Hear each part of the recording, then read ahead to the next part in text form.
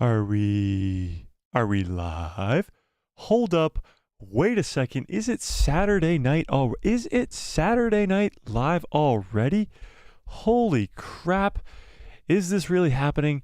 Is episode 4 just a few days away, and is someone going to die? And if so, who? And if who, when, and if when, why, and if why?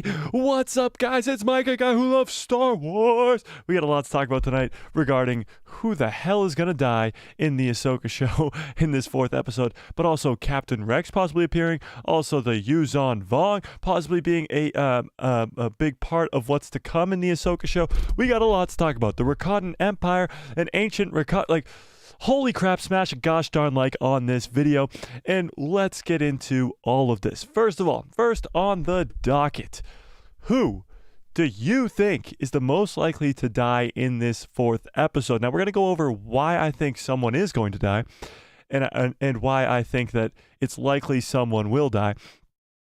But we also are going to go over the fact that I think we will get the identity of Marrok, whatever the hell you want to call him. We're going to get that tomorrow. Not tomorrow. It's Saturday. On Tuesday, we're going to get that identity on Tuesday. And not only are we getting 3 lightsaber duels, but possibly a giant death that might shock the whole entire internet. Okay? So let's open the chat real quickly here. And let's see where you guys are at. Okay? Let me start up a poll really quickly. Who do you think will die in Ep 4? Who do we think? First option is Baylan. First option is Baylan. Second option is Shin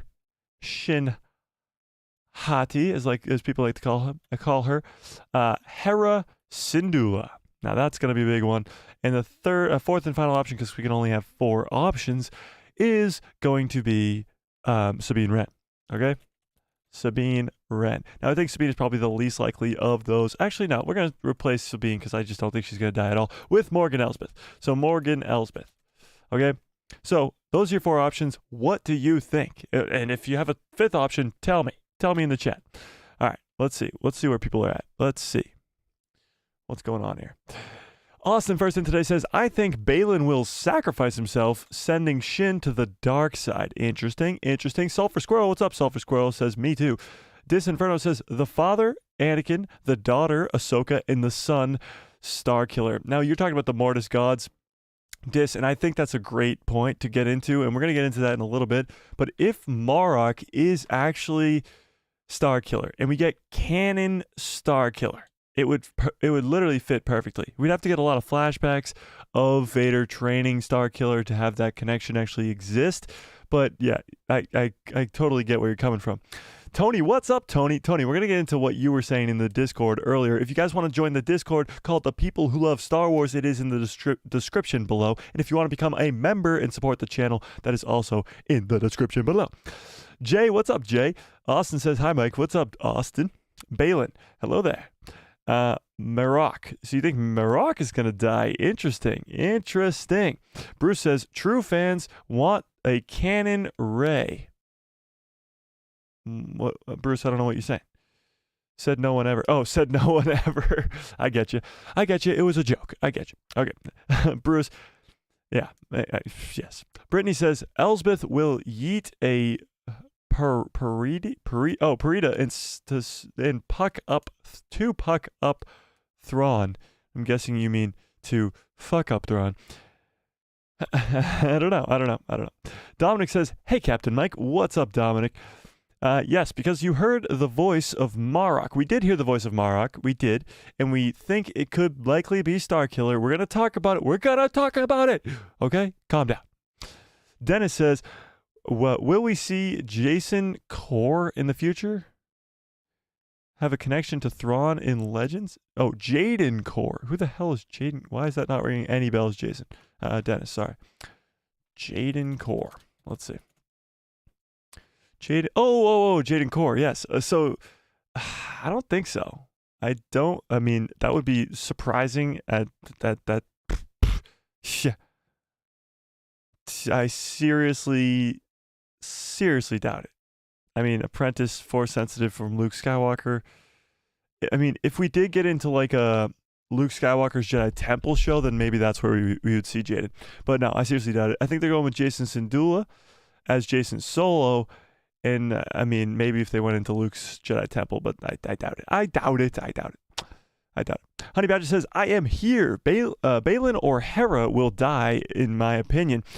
I think Hera might actually die, but that's just me, guys, okay? Jeez. Pick up Thrawn. Wait, what? Oh. You're saying Morgan Elspeth will take the ship and pick up Thrawn? I get you. Bruce says, yes. Think of it. Ahsoka versus Marrok, Sam Witwer, is Ahsoka's apprentice versus Vader's apprentice. Yeah, that's what I'm saying. That's why I think it is the most likely thing that it is Starkiller. Because why else would they do this? Why else would they... Let me pull this over here. Why else would they have this Inquisitor be able to stand toe-to-toe with Ahsoka when we've seen Inquisitors fall to Ahsoka very quickly? So, yeah, I think this Inquisitor is important. However, we just don't really know who he is. Now, we're going to go over what craziness has gone on over the last couple days with people thinking that Marrok is just, like, not even a person, and we're going to get into that in a second here. Yeah, it's wild. It's wild. Tony says, droids will die... droids will die in this episode. Many of them. Yeah, most likely. I mean, all those henchmen that Balin was sending off to go find Sabine and Ahsoka in the forest at the end of the last episode are most likely going to die.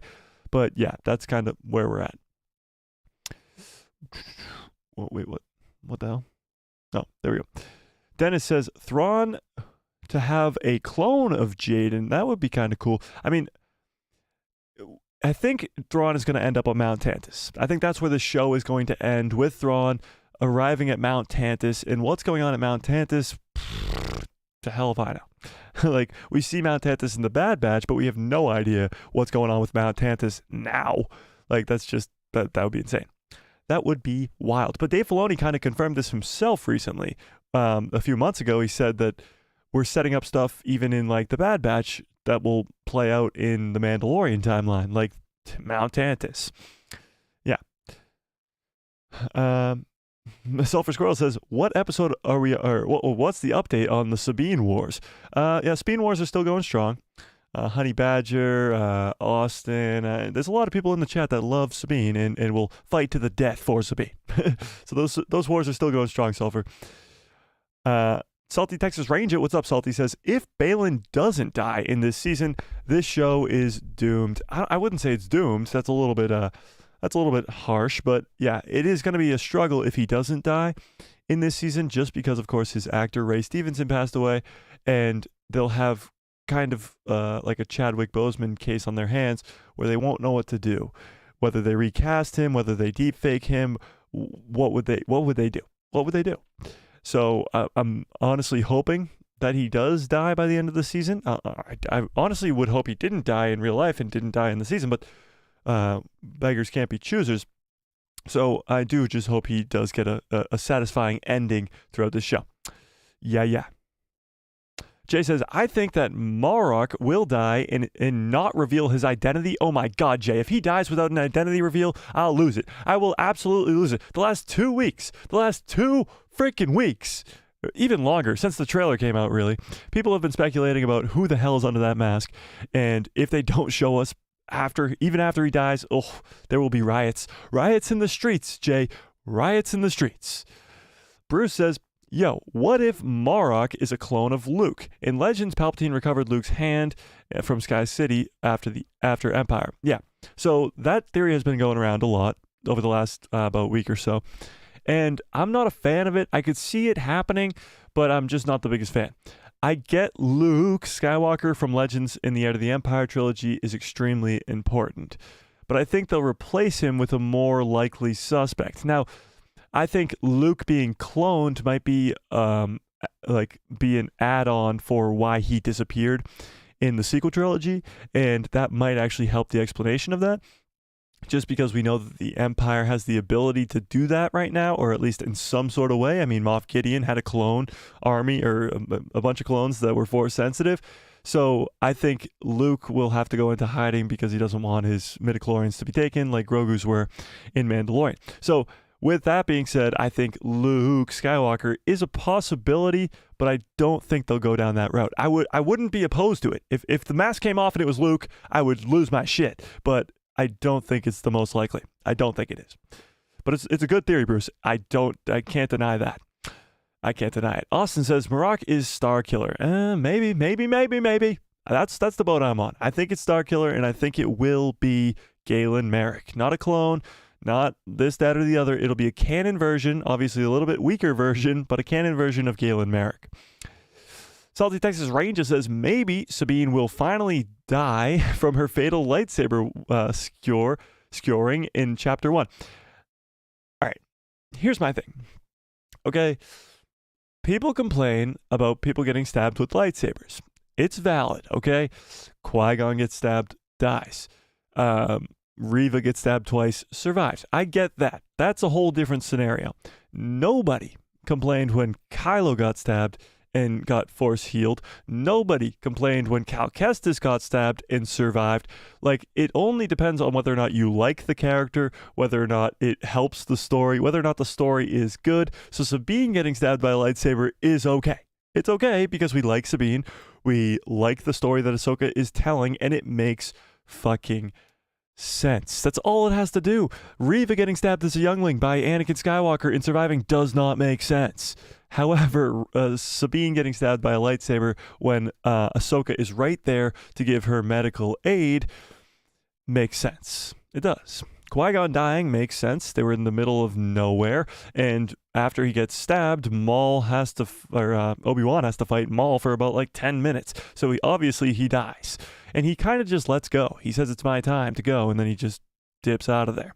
He did not want to deal with Anakin falling to the dark side, that's for sure. So there is, it doesn't bother me as much as people. It doesn't bother me as much as it bothers other people. This whole stabbing thing, lightsabers aren't fatal anymore, blah, blah, blah. They're fatal, okay? I've seen many people die to a lightsaber.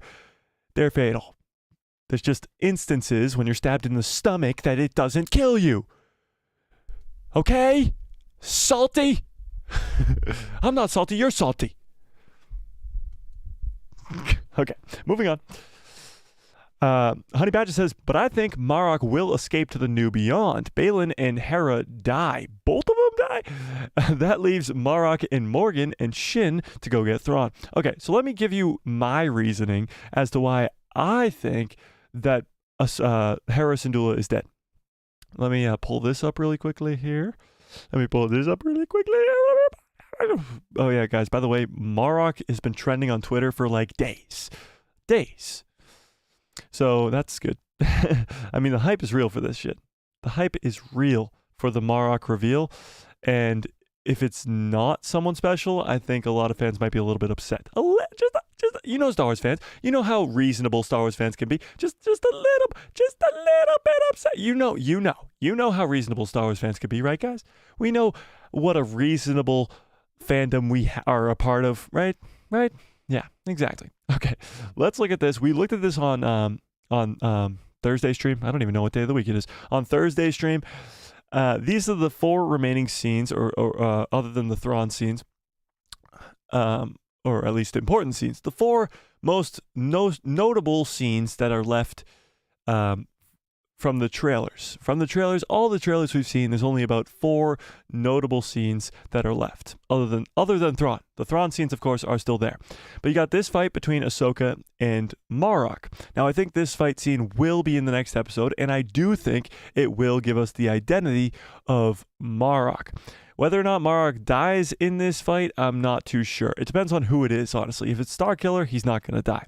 If it's this whole like spirit ghost thing that we're going to get into in a second here, I think he might die.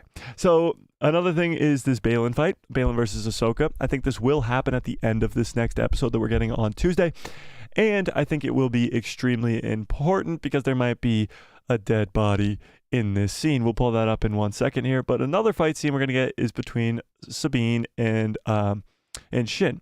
Now, just a few episodes before this, they had a fight where, we just talked about this, Sabine gets stabbed in the stomach and survives. So Sabine's on a revenge tour, training with Ahsoka as hard as she can, whilst getting ready for the rematch of the century. Yeah, that's right, Obi-Wan and Anakin. Rematch of the century. Now, she's on a revenge tour, and she's ready for this fight. Now, I do think this is in the next episode, of course, but I do think this is when we're going to see Sabine finally tap into the Force and use the Force for the first time. And in the last episode, we saw her try to force the cup. She couldn't do it. She mentioned something about being able to do something better when it's in a do or die situation type thing. So that, I think, is when we're going to see Sabine use the Force. And then the final scene, and this is probably, to me at least, the most interesting scene, is this one. This is on the same planet, the forest in the background, the forest that they just landed in, and this is the ruins for that star map, the Rakatan star map. By the way, guys, this is a fucking Rakatan star map. Did I mention that before? A star map from the ancient Rakatan Empire. Oh my god, this show is so good. Holy shit. Is this show good? Are you kidding me? Oh, Jesus Christ. So, with that being said, this planet that we know Sabine, Ahsoka, Shin, Baylan, Morgan are all on or around in space. We know that they're all there, and we know that these three fight scenes, Shin versus Sabine, Baylan versus Ahsoka, and Ahsoka versus Marrok, are all going to take place on that same planet. But at some point, Hera Syndulla shows up in the Ghost. Now, we haven't seen the Ghost in live action for the first time. And yes, you do see, yeah, Salty says, ooh, I see Chopper in the background. Yes, you do see Chopper in the background. But I actually think there might be some other characters here cropped out of the frame. I think we could be getting either Zeb or Captain Rex, or maybe even a little bit of both. Because she asks the New Republic for help. Hera Syndulla asks the New Republic for help in the last episode, and they don't give it to her. Then she tells Sabine and Ahsoka that, and their transmission cuts out. So she's going to take the Ghost, maybe rile up some friends, maybe, just maybe rile up some friends, a.k.a. Captain Rex, a.k.a. Zeb Aurelius, and come help her friends. Now, we know Zeb's still working with the New Republic, but we don't know where Captain Rex is, or if he's even still alive at that point. But this is going to be awesome. The first time seeing the Ghost in live action. This could happen on Tuesday, ladies and gentlemen. On Tuesday, we could be seeing the Ghost, or not the first time in live action. It is in Rogue One, and it is in Rise of Skywalker. But those are just brief, tiny scenes. But we will see this. Yeah, we already saw it in... Yeah, Austin, I know. I'm just kidding, Austin, much love. So this will be the first time we actually get to see it up close and personal. Maybe even get inside that thing. Maybe go up inside it and go an adventure through the insides, you know? But I think this scene will be very important. She's clearly holding her blaster up to somebody that is a threat. Maybe Morgan Elsbeth, maybe Baylan. And it might just end pretty badly for Hera Syndulla. I actually believe that she will die in this scene. Now, I don't think it's like likely to happen, and it would shock the hell out of me. But for some reason, in my own mind, I just think she's gonna die in this scene. I don't know what it is. But I think she's got her. Because if Baylan's standing in front of her, if Shin's standing in front of her, even if Morgan Elsbeth is standing in front of her, she could just use her magic, or the other two could use their lightsabers and just slice this fine young lady down. So that's what I think's going on here. So 4 very important scenes that I do believe we will see all on Tuesday. So this episode on Tuesday is going to be insane. The runtime has been officially set, or at least leaked, about 42 minutes, which is a great time. I mean, that's about the episode 2. It's about the average of this season so far, and it is a solid 42 minutes that's going to be jam-packed with at least 3 lightsaber duels. 3! And possibly a death. Now, let me pull this up. This was in the Discord. Again, if you want to go to that, join that Discord. We got a bunch of fun people talking about Star Wars all day long, and it's amazing. Let me find this. Damn it. That's so far back. Oh, wait. I might have skipped it already. This is coming from Tony. Tony, you still in the chat? Tony found this, okay? This was in one of the trailers. Oops. This was in one of the trailers. This one frame right here. Boom. Now, we've looked at this a few times on live streams, and it's very important. This is Ahsoka versus Baylan. We saw it in the trailer many, many times. But what's interesting in this scene is the map's not on. The map's not on yet. So we see a dead body right here in the background, of course. That's very important. Maybe dead body, maybe unconscious body. We're not too sure yet. But 19 people, wow. Smash a gosh darn like on this video and welcome to the stream. But we think it's either Shin or Morgan Elsbeth, most likely, when we zoom in a second here. But what's interesting is we see, let me go back to that other picture here. When Baylan and Ahsoka are fighting here, the map is on. So the map is on in a lot of the scenes when like Baylan's saying Anakin spoke highly of you and stuff like that. So the map is on in this scene here. But when we look at this, the map is off. Interesting. Interesting, interesting. If only Night Sister magic can turn this on and it's off, maybe it's because the Night Sister herself is right here dead on the floor. So let me zoom in on her a little bit here. If that is, in fact, Morgan Elsbeth and she's knocked out and not able to use the magic to open the map anymore, that would make a lot of sense. Does that make sense to anybody? Is that likely? Is that what we're looking at here? Does anybody agree with me? Does anybody on this freaking planet agree with me? What do we think? What do we think? Is this Morgan Elsbeth? Is this Shin? Are they dead or just unconscious? What do we think's going on here? What is going on? Let me see what you guys think. Let me see where you guys are at. Your pal Joe says 1. I didn't say give me a 1 into the chat, your pal Joe. Jesus. Austin says maybe Morgan will die. Yeah, there you go. See, I'm already swaying you, Austin. I'm already swaying you. Honey Badger says it could be Morgan. It could be Morgan. Bruce says Ahsoka's gonna die in episode 4, and Marrok is Jar Jar. Well, there you go. Bruce is cracked the code. Cracked the code. Crack the code. What's up, Swagger? How we doing? All right, let me scroll up a little bit here so I can get back to what you guys were saying. Where did I leave off? Okay, here we go.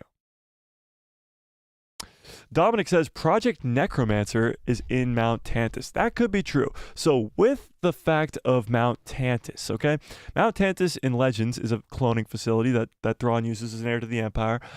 But in canon, we see Palpatine is using Mount Tantus right now for cloning.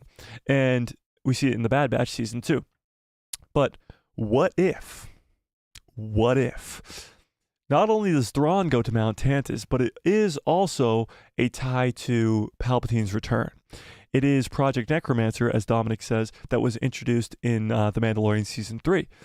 I think Dave Filoni is going to connect a little bit to the sequel trilogy, and it's going to anger a lot of fans, but I do think it will help in a way. It's like a spoonful of, what is the saying? Spoonful of chicken makes the elephant eat something. I don't know. But it's definitely what the saying was. And I think that's what Dave Filoni's trying to do. I think he's trying to give us that spoonful of chicken to let that elephant eat the child, you know? So I think the sequel trilogy, as divisive as it is, could be connected to with Thrawn and with Mount Tantus and with Palpatine and all that other stuff. Let's see where this, wow, 57% of you guys say Baylan's gonna die? Wow. That's crazy to me. 57%. The next highest is 19% with Morgan Elsbeth. 57% of you think Baylan's gonna die? Baylan is this brand new character, Count Dooku-esque character that people love. He's gonna die in the 4th episode? He's honestly the last on my list. That's kind of crazy. That's crazy. That's wild. Wild, wild, wild. Wild. Where was I? Bruce says, I feel like for some reason Marrok is Ezra. I don't know why. I pray it's Sam Witwer, not even Starkiller, just a canon Star Wars version of the actor Sam Witwer. Yeah, but if it is Sam Witwer, it kind of has to be Starkiller. I mean, it just does. It kind of has to be Starkiller. So, because a lot of fans would just be like, that's Sam Witwer, that's Starkiller, that has to be Starkiller, and then people would riot. But Ezra and Bruce, I'm going to let you down easy, okay? You're stupid, you're dumb, and you're stupid. Just kidding, Bruce, just kidding! Ezra can't be the Inquisitor. He can't. If Thrawn is stuck in this New Beyond, that means Ezra's stuck in the New Beyond. There's no way that Ezra could get back if it's really this much of a struggle for Thrawn to get back. That's just the truth, Bruce. I'm sorry. It's the truth. And by the way, are you Bruce Banner? Like the Hulk? Salty Texas Ranger says, set up from the Bad Batch, Omega. Do you think we'll see Bad Batch members in live action? And if at all possible, it would be Omega, right? Because she doesn't have the gene that makes her accelerate in aging like Boba Fett. So she would be the same age as Boba Fett, who is alive and well. What do we think? Do we think we'll be seeing Tamara Morrison with a wig on in this next episode? Or even in this season at all? That would be fascinating. Austin says, maybe Baylan will sacrifice himself during the finale of the show. I could see Baylan dying by the end of the show, but in the next episode? I don't see it. Honey Badger says, my guess is Ahsoka and Marrok will have a balanced fight due to them both being trained by Anakin if it is Galen Marek. Then he'll escape, leaving Shin and my wife Sabine and Hera showing up to try to save the day, and she dies to Baylan, which will set up Ahsoka to fight Baylan and eventually kill him. Hera fights Baylan and dies, which will set up Ahsoka to fight Baylan and eventually kill Baylan. That would be insane. That would be the most insane episode 4 of any TV show ever created. In episode 4, you're going to kill off one of the main villains and one of the main heroes. Oh my goodness, Dave Filoni. Don't do it. Don't do it. But do it. Okay. Salty Texas Ranger says, riots in the streets, like when they revealed Captain Phasma's face in The Last Jedi. Were there riots in the street for that? Were there riots in the street for that, really? Was Captain Phasma's face reveal the problem with The Last Jedi? I don't think so. XD, what's up, XD, says, I don't think Hera is going to die. It's hard to imagine them killing her off, but we'll see. Yeah, I know, it's very hard to imagine they will kill her off, but stranger things have happened. Salty Texas Ranger says, everyone complained when Kylo was force healed. Did they though? Because just that same week, you guys have to remember, The Mandalorian Season 1 came out at the same time as The Rise of Skywalker. So that Rise of Skywalker came out on a Friday. The Mandalorian Season 1, I think it was episode 4 or 5, or maybe it was even 6 or 7, released on that Wednesday. And on that Wednesday was when Grogu force healed Grief Karga's arm. Do we remember that? Can I get a 1 into the chat if we remember Mando Season 1 where Grogu force heals Grief Karga's arm? Do we remember that?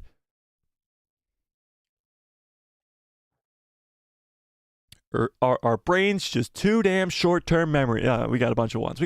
Finn, what's up, Finn? So that happens a few days before Rise of Skywalker comes out. So people really couldn't complain that Kylo gets force healed by Rey because we just saw Grogu do the same thing. We were like, holy shit, that's amazing. Grogu's the greatest thing ever because Grogu's so damn cute and he's like a mystery. And we're like, how did he just force heal Grief Karga? And we're like, what the hell's going on? And then Rey does the same thing and we're like, ah. It's the sequels, man. What are you going to do?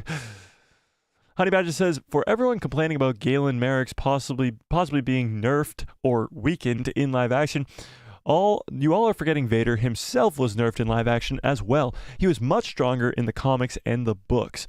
So I really have no issue seeing a nerfed Starkiller. I think that's a little bit different. I think, yes, Vader was a lot stronger in the comics, but that's because comics like to over-exaggerate stuff. The thing with Galen Marek is you literally see this guy pull a Star Destroyer from the atmosphere and like split it in half. Like, this guy's the real deal. You see him evaporate, not even incinerate, evaporate these stormtroopers around him just off of pure force energy. So the guy is a bit overpowered, to say the least. He's just a little bit overpowered. So yeah, they're gonna have to dumb it down a little bit for Starkiller.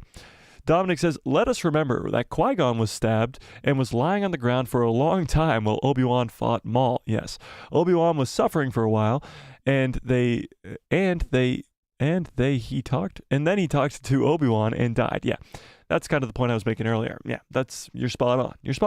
Yes. XD says, true. And TFU? I don't know.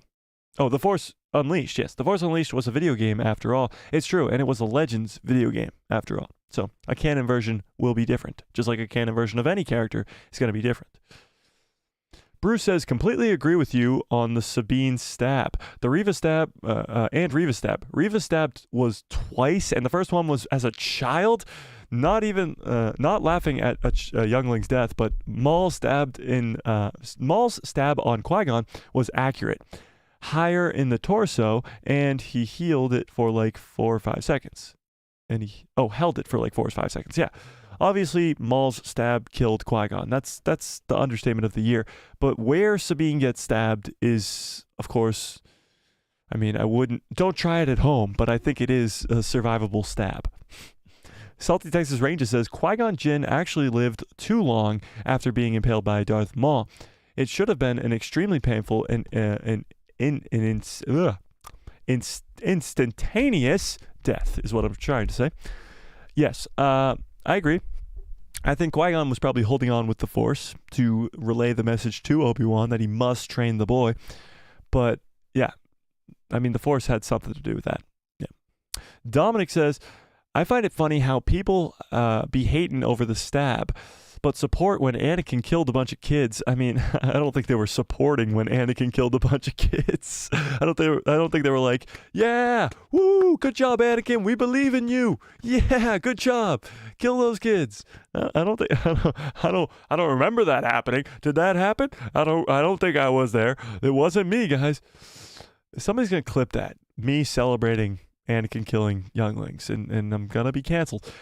You can't cancel me. Jesus, please don't do it. Dennis says, a live-action poster of Ezra has been released, and he has his lightsaber. Yeah, we went over that on Thursday, Dennis. That's pretty cool. It was a Black Series action figure, and a first official kind of poster released for Ezra Bridger, and he did have his lightsaber on him, which is interesting. Interesting. Honey Badger says, my wife Sabine will definitely stand her ground, but lose again to Shin, and that is when she will use the Force. But I think she'll tap into the dark side, which will cause her to be an even bigger issue for Ahsoka. I could see that because we see her kind of get very angry when they start their training. That's a possibility. It is a possibility. That is a possibility. Salty Texas Rangers. Oh, I already read that. She has her Beskar armor on, so she won't die. But she is under the house of Vizsla and a descendant of Tar Vizsla, so I could see her really start to tap into the Force, especially if she's backed into a corner. I could see that, yeah, for sure. So Aguilega says, Mike, any theories on who Balin is? Some think that he has Knights of Ren ties.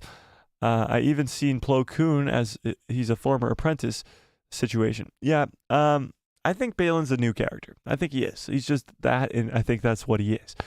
Maybe some connection to the Knights of Ren further down the line, just based off of his armor.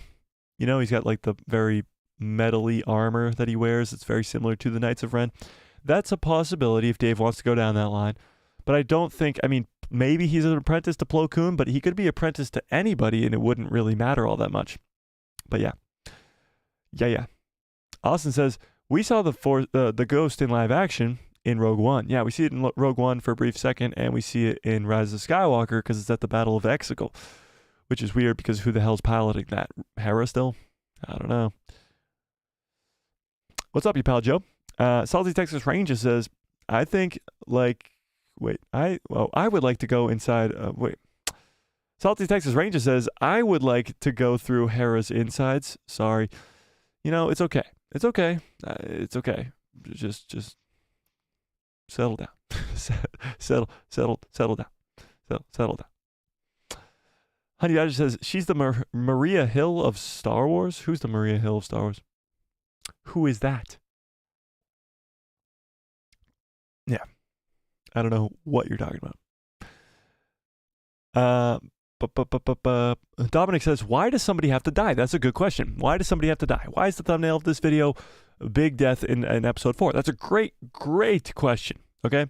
And my two answers for you are this image we just pulled up earlier, this dead body behind the fight of Ahsoka and Baylan.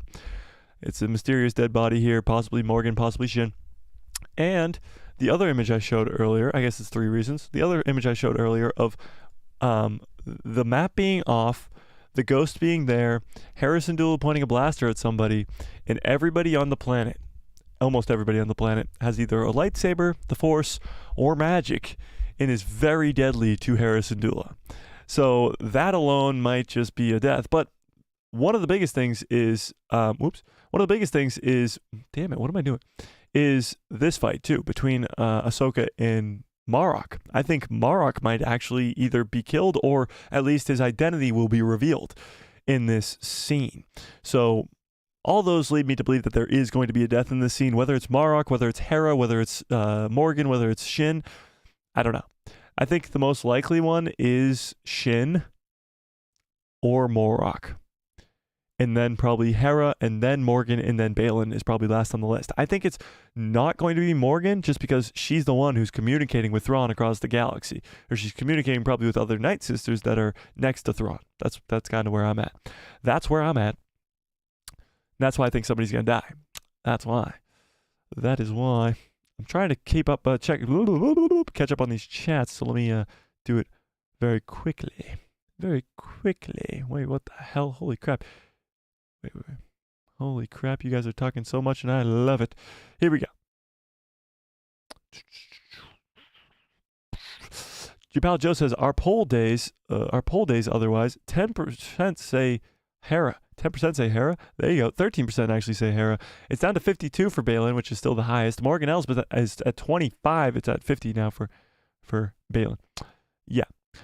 Salty Texas Ranger says, I think Shin is going to betray Baylan and kill him for the power. Ooh, that would be fascinating. I think a lot of people really have latched on to the Shin character because they love the meme Shin hottie. But I think she's a fan favorite very quickly. Bruce says, why are people saying that Qui-Gon staying alive for Obi-Wan to finish the fight so he could talk to him is a bad thing? 1, he's a Jedi Master, and he's tough as fuck. And 2, it aligns with others surviving the stab even more. So Qui-Gon was just too bad to survive. Yeah, I think he definitely used the Force to stay alive for that long period of time. I think Qui-Gon surviving as long as he did makes sense. He had to tell Obi-Wan to train the boy. It was his one mission. He knows Anakin's the chosen one, and that's kind of what was going on with Qui-Gon. But he does eventually die because it's been a while, and he was stabbed in the freaking chest. What's up? Well, we got 21 people in the chat. What's up? Smash a like on the video and become a member. Become a member today and get cool access to giveaways. By the way, guys, oh my goodness, do I have amazing plans for some giveaways. Right now we're doing pop figures and shirts and little tiny stuff like that. Lightsabers, video games, video game consoles. That's what I'm thinking within the next calendar year, ladies and gentlemen. Within the next calendar year, we could be giving out a lightsaber a frickin' month. A month, which would be insane. But you got to be a member to get access to those giveaways. Honey Badger says, to me, it looks more like Morgan she has some black in the middle of her hair, and it looks darker than Shin's. The dead body, yeah, it does kind of look like Morgan, and it would make sense because the map is off. The map is off. So if her magic is off because she's knocked out or dead, that would make sense. Yeah. Let me scroll through here a little bit. I read some of this. XD says, but since all of the 3 Darksiders are probably dueling our heroes in the next episode, it is kind of likely that at least one of them dies, but we will see. Yeah, and I think the most likely of those 3 is Marrok and then Shin. Or actually, reverse that. Shin and then Marrok because of that dead body that we see in that image. But Marrok's, I think, Marrok's identity will be revealed. That's for sure. Now let me pull into this real quick. We'll catch up on your chats. Holy crap, you guys are the absolute best. Whew. Cappy, what's up, Cappy? Says Reva got stabbed and attacked Uncle Owen straight after. Yeah, exactly. She gets stabbed and then flies to Tatooine and then attacks Uncle Owen and Luke. What a disaster that was. Cappy says, bet it's Kit Fisto's head in a cyborg body in that suit. Oh, God, I hope not. Dominic says, Enoch sounds like he's going to be amazing. Yeah, so Enoch is the gold-faced character. That'll be the right-hand man of whatever. Yeah, Your pal Joe says, Jar Jar Abrams. Yeah, no thanks. Salty Texas Ranger says, Knights of who? Oh yeah, the Knights of Ryan Johnson ignored The Last Jedi, and Jar Jar Abrams shoehorned into the Rise of Skywalker. Yeah, the Knights of Ren are one of the biggest letdowns in the sequel trilogy. Like, they were so damn cool. When you see them in the first flashback in the Force Awakens, and you're like, holy crap, who are those guys? And they're the ones who helped Kylo destroy Luke's temple. Like, that's fucking sick. And the lack of them in the next 2 episodes is a disgrace. It is. It is. When do I think we'll see Ezra? That's a good question, Dennis. Episode 6 or 5 or 6. I think we'll get a lot of him actually in the back half of the season. I think there will be a lot of Ezra Bridger in episodes 6, 7, 8. And I think we're going to actually get to see him use his new kind of force karate type thing that's getting leaked and rumored and stuff like that. So yeah. Yeah. The peasants of Ren, more like, yeah, exactly. Your pal Joe says, I'm hoping that Black Series figures are in the giveaway. Would you guys want to see those? Like, Black figure? Do you guys, anybody want the Black Series figures in future giveaways? There are some cool ones. I mean, we could do the Ahsoka show ones, which would be sick. But I don't know. I just don't know if many people are into collecting the Black Series, or at least getting them in giveaways, you know? Yeah, no? We just hit 23, by the way, for a brief second, and that was kind of cool. But they all left me. Finn says, Shin, please spit in my mouth. Okay. Let's calm down, guys. Bruce says, anything Maul related. Ooh, I could do some Maul. Imagine Maul's lightsaber, though. Like, lightsaber giveaways are just the sickest thing ever. And they would be like these. Like this. This is one from Disney. This is Obi-Wan's. So you have to, like, take this head off and replace it with a thicker one so that the actual blade can go in it, and it's a very quality blade. Or we could even go through a third-party one and maybe get a sponsor or something like that. But I definitely want to give away a lot of these because, honestly, guys, you guys are the best. I'm literally getting paid right now to do this. It's fucking wild. So you guys are the absolute best. The greatest community in all of Star Wars is right here on this channel. So, yeah, and I've actually gotten many messages. Shout out to Tony, who gave me a nice one the other day. But you guys are all just the most positive community and the most reasonable, smart community. I literally think we have a bunch of very, very smart individuals in this chat right now. And that's why we can actually have civilized conversations about what's stupid and what's not. And that's why we know the difference between Reva getting stabbed twice and Sabine getting stabbed in the first episode of Ahsoka. We're smart individuals, okay? We are, indeed. Austin says, I have Luke Return of the Jedi lightsaber. That's cool. Yeah, this is Obi-Wan's. Obi-Wan Kenobi. Finn says, I definitely need to become a member when I can. So uncivilized. Exactly. Yeah, you do. You do, Finn. You do. What are you waiting for? Okay. Moving on. Let's get into who the fuck is Marrok. All right. This is the funniest thing I've ever seen in my life. Maybe not, but it's very funny. From the man, the myth, the legend himself, Dave Filoni, your Marrok theories suck. So let's end the last poll. Let me end the last poll real quick and put up a new one. Let's see where that poll ended. 52% of 51% of you guys think that Balin's gonna die in this 4th episode. That's mind blowing to me, by the way, but that's okay. That's okay. All right, next poll. Who is Marrok? All right, here we go. Starkiller, of course, is first on the list, and still first on my list. Starkiller. We got Luke, clone. We'll just put Luke clone. Then we got Ghost. And hear me out on the Ghost thing, okay? Before you vote, hear me out on the Ghost thing, okay? Just a ghost. I'm just putting Ghost, or like Spirit, or Spirit, I guess, or Spirit. How do you spell Spirit? Spirit. There we go. And the 4th option. What do we think? 4th option. Should I put in Kanan? Is Friggins even here to persuade me to put in? I don't think he's here today. That's all right. We're not putting in Kanan. What's our 3rd option here? Ezra, maybe? 4th. Oh, new character.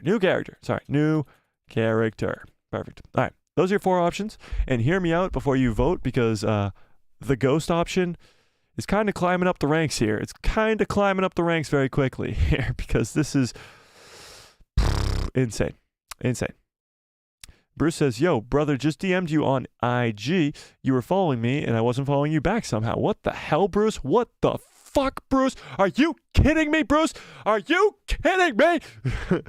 A video of my saber form based on Starkiller. Well, that's cool. I'll check that out after the stream for sure, Bruce.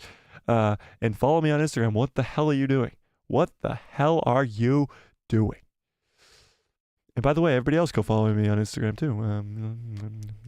Yeah. What are we at on Instagram, by the way? Let's go check it. Let's go check it out before we get way too off topic. Let's go check it out. Let's see. Oh, on Instagram we are thriving, ladies and gentlemen. 19.6 thousand followers. If you want cool, awesome memes like these ones. I thought this one was hilarious. This was today's meme. This was today's. Somebody put unsee. That's hilarious. I'm liking that comment. If you want funny, awesome, cool memes like this, go follow me on Instagram. Okay, moving on. Your Marrok theories suck, okay? Interesting. This, of course, is fake. This is not real. This is not Dave Filoni actually holding a sign that says this, ladies and gentlemen, okay? Calm down. Calm down. I forget what this actual picture is. I forget what he's holding, but he is holding a sign that says something else. The stream wants to see my form. Oh, the stream wants to see your form, Bruce? For real? Well, all right. We'll watch it after this. Okay. All right. So your Marrok thing sucks. Theory sucks. So there's a new theory going around about this ghost/spirit, and here's why it's going around. Did you guys watch? So first of all, this is the Marrok we were speaking of. Who the fuck is under that mask? Starkiller, Luke Skywalker, clone of Luke, new character, ghost or spirit. Who the fuck knows? But did you guys watch Tales of the Jedi? Give me a 1 into the chat if you saw Tales of the Jedi. Came out last year. 3 episodes of Dooku, 3 episodes of Ahsoka. They were all about 10 minutes each. They were all fucking banger, and they were all so damn good. And yeah, did you guys watch Tales of the Jedi? Come on, you watched Tales of the Jedi. Oh, jeez, we got a bunch of ones. Sorry, I wasn't paying attention. I wasn't paying attention. Okay, sue me. Don't sue me, but sue me. I'm losing it today, ladies and gentlemen. I am losing it. Okay, you guys watch Tales of the Jedi, so you know who this guy is. Right? This Inquisitor was hunting down Ahsoka. Now, the last episode when this takes place is before Star Wars Rebels. So it's after Order 66, of course, but it is before Star Wars Rebels. Now, this is clearly an Inquisitor. Dominic, you're too early. The good cup is not here yet. I'm still drinking out of this thing. I know, we're 50 minutes in. You'd think I'd be at the good cup that follows orders by now, but I'm not. Evil bird mask. Yeah, exactly. The evil bird man. This Inquisitor was very, very cool. And the fight between... Jay says, do you think that we will kill Marrok and not tell... Wait, what the hell does that say? I can't read that. It's blurry, but I'll get to it in a second, Jay. One sec. So, this is the Inquisitor, and do we remember how he dies in Ahsoka? Let's watch this. Let's watch this scene. This is how he dies. We're going to watch it with no volume just to not get copy struck, you know? So, this is Ahsoka versus the Inquisitor. It's a very, like, Maul versus Obi-Wan type scene. She does badass, takes his lightsaber from him, and slices him down. Okay, but what happens is she chops off his head and it literally disappears. First of all, badass. She went for the head first. She literally chopped off his head before doing anything else. Ahsoka's such a damn cool character, but interestingly enough, his head disappears. Now, this is kind of what is like his body doesn't disappear. His body thumps to the ground, but what's interesting is his head disappears. Okay, so whoops. His body doesn't disappear. It dumps to the ground. His head disappears. Now, what is this telling us? This Inquisitor, an actual Inquisitor, was a ghost? Was just what? Where does he go? Why does his head disappear? Why does his body not disappear? What is going on here? And that's kind of where people are at with Marrok. A lot of people believe that this guy will Marrok will be the same thing. If Ahsoka and let's go back to this image right here. If this fight between Ahsoka and Marrok in the woods in this episode ends with Ahsoka killing Marrok, is he just gonna disappear? The same way we just watched this guy's head disappear. Do we think Marrok will do the same thing? It's very interesting. I don't like the theory. Well, I do like the theory, but I don't think it's the most likely theory. I still think Starkiller is still at the top of my list, but it is very fascinating when you go back to this, because this was last year. This is at the top of Dave Filoni's mind. He just did Tales of the Jedi before Ahsoka. So this would be like up there in his mind. There's a reason he made the head of him disappear. This is something he did for a reason, ladies and gentlemen. Dave Filoni would not do this for no reason. His head disappears. His head could have just hit the ground and boom, that would have been it. It stays there and then we see his body fall and hit the ground. But no, he specifies that his head disappears. And even you watch his eye is red and then it goes out. His eye is red and then it goes out. It's not red anymore. What the fuck is going on? For real though, what is going on? What do we think? What do we think, ladies and gentlemen? Is this going to be the same thing that happens to Marrok? Did Dave Filoni do this in Tales of the Jedi last year for a reason? What's going on? What is going on? Jay says, do you think that they will kill off Marrok and not tell us his identity? I really hope not, Jay. That would be a disaster. Beats by MX like? Beats by, what's up, Beats says, Force Ghost? I don't think he becomes a Force Ghost because Sith Lords can't become Force Ghosts. At least that's the way it's explained in canon. At least as of right now. Maybe Dave Filoni's going to change that, but I don't know. Austin says, Ahsoka is OP. Rey is stupidly powerful. Well, there you go. Finn says, bro became one with the Force. But, no. Sith Lords don't do that. When Darth Maul dies, he doesn't disappear. When Anakin dies, he doesn't disappear. Actually, that's a lie. He becomes one with the Force, but that's after they burn his body. When Palpatine dies, I guess we can't really tell if he disappears, but this guy's head specifically disappears and not his body. Not his body. It's weird, ladies and gentlemen. It is the reason that people are thinking this could be Marrok. Like, there is a bunch of theories and speculation going on about who the hell Marrok is, of course, but this has kind of taken the high road.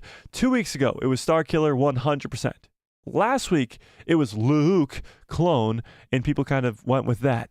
This week, it's a freaking ghost. It's Marrok didn't actually exist. He's a figment of your imagination, pretty much. They're going to kill him, and he's going to disappear. I don't know. All I know is that it will be revealed this week. His identity will be revealed. I have it at a good authority, 99.9999999% sure that his identity will be revealed this week. Which is crazy because all this speculation, all these Starkiller videos, all these Luke Skywalker videos, all these he's a fucking ghost videos will either be wrong, right? Or so completely wrong that we just look stupid. He was a ghost the entire time. Yeah. Cappy says that he's Obi-Wan? I'm confused. Finn says, he said, I'm a head out. Literally, I'm a head out. Beat says, somehow his head didn't return. Well, there you go. Jay says, droid with ghost head. Well, why would it be a droid with a ghost's head? That sounds ridiculous, Jay. Ridiculous. Salty Texas Ranger says, I think, I just have to see Marrok use his lightsaber like a helicopter once in this show. Yeah, I doubt we'll see that. I seriously doubt we'll see that. We did see him throw it, and that was sick when Ahsoka literally just goes, and it goes flying past her. That's so badass. But yeah. Cappy says, why the full armor? Why the full armor? Could it be Marrok has sustained some serious injuries? Why the full armor? Oh, could Marrok have sustained some serious injuries? I guess, but I mean, all the Inquisitors wore full armor. Like this is the Inquisitor. Yeah, I mean all the Inquisitors wore full armor. This is, I mean, I guess his legs are open to be chopped off. But yeah, and his armor's rusty, which is interesting. But this scene specifically right here will be in the next episode for sure. For sure. Which is awesome. Where was I? Honey Badger says, no, but if it is a force or a ghost or an undead zombie like a Sith, it would be great. It would be great. Would be a great peek at Thrawn's supposedly zombie stormtroopers later on in the series. Yeah, but I don't think it'll be a zombie stormtrooper. Is it possible that Marrok is just being held together by Morgan Elsbeth's magic? That's impossible. That's impossible, right? I mean, she's on another planet while he's on Corellia fighting Ahsoka. That's impossible. That's impossible. Don't even remember I said that. Don't remember me like that. Don't remember me like that. Oh, it's oh, that makes sense. That makes sense. Is it Malik or Malik? Malik or Malik? Is it like Darth Malik? Finn says, bro dipped there faster than my dad to go get milk. Oh, okay, Finn. Okay, Finn. Honey Badger says, Mike, did you listen back to Marrok in Ahsoka's in the Ahsoka episode and compared him to Starkiller from Force Unleashed 2 DLC when he fights Luke and listen to the voice comparison? Yes. So I rewatched the episode for like the 12,000th time, and yes, it does sound very similar. The voice alteration on Marrok's mask does sound eerily similar to the voice alteration in Starkiller's mask in Force Unleashed 2. And that alone leads me to believe it's Starkiller. I can't believe it's not Starkiller until I'm proven otherwise. Malik says it's like Darth Malik, but I know it's instead of AK, so it's Malik. That's pretty sick. I'm gonna call you Darth Malik from now on, all right? And I hope you don't have a problem with it because I'm doing it anyway. Darth Malik says, do you think the talk of along the cloning technology has something to do with it? Maybe why the Inquisitors aren't a thing anymore because they could just be cloned. They could just clone an all-powerful Force user. No, I think the Inquisitors aren't a thing anymore because they all died out, and they were kind of just a way to kill off all the Jedi. And maybe the Empire was like, we don't have to do this anymore. They're all just dying out, so me and Vader can handle this, I guess. I don't know, maybe. Swagger Like Us says, Dave Filoni has future plans for Marrok. The way the series has meticulously kept the Inquisitor's true identity hidden proves this is an introduction for future content. I agree with that. I think the Inquisitor is of extreme importance, and I think that that's why we don't know his identity, and that's why his identity reveal will be very, very big. I agree with that. Austin says, like, we'll get the same Force projection with Luke. Oh, maybe it's a Force projection. Interesting. A Force projection of who, though?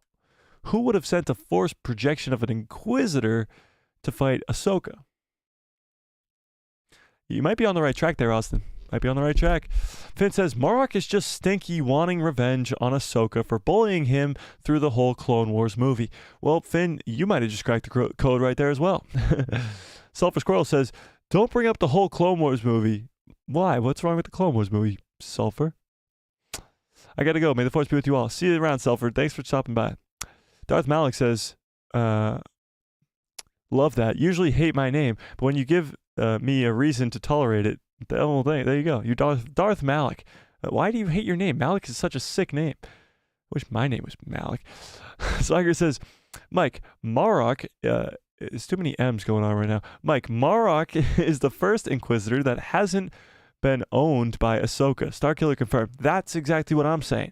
This Inquisitor is standing toe-to-toe with Ahsoka. Ahsoka was just literally messing with the Inquisitors in Rebels. Like, she would beat them so quickly. She would take them like 1-on-3 and still beat them.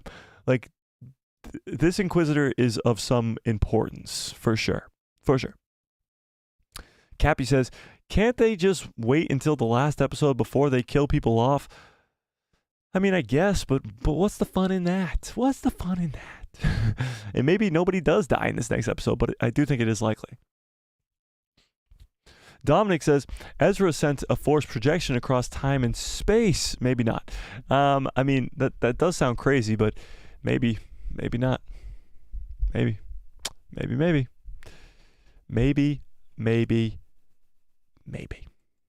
All right, let's kind of switch gears a little bit here and look towards the future, okay? The future of the Ahsoka show, but also the future of the Mandoverse and what Dave Filoni's plan is here. Now, we went over this a little bit on Tuesday's stream. We went over this a little bit on Tuesday's stream where we watched Nerd Theory from Monday night. And we went over Josh's theory about the Yuzhan Vong and where this is all really leading to. Do we remember that? Were you guys here for that? Give me a 1 into the chat if you were here for Tuesday's stream. If you were here for Tuesday's stream, give me a 1 into the chat. Do you remember that?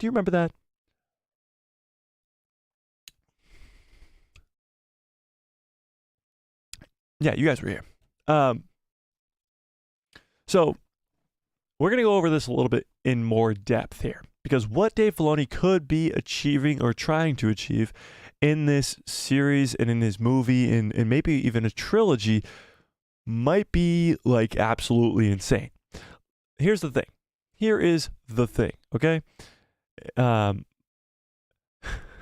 Here's the thing. So Dave Filoni, at one point, wanted to make Rebels Season 5, and he wanted to make it in post-original trilogy, of course, and the same thing we're getting with the Ahsoka show. It was an adventure to go get Ezra and free Ezra.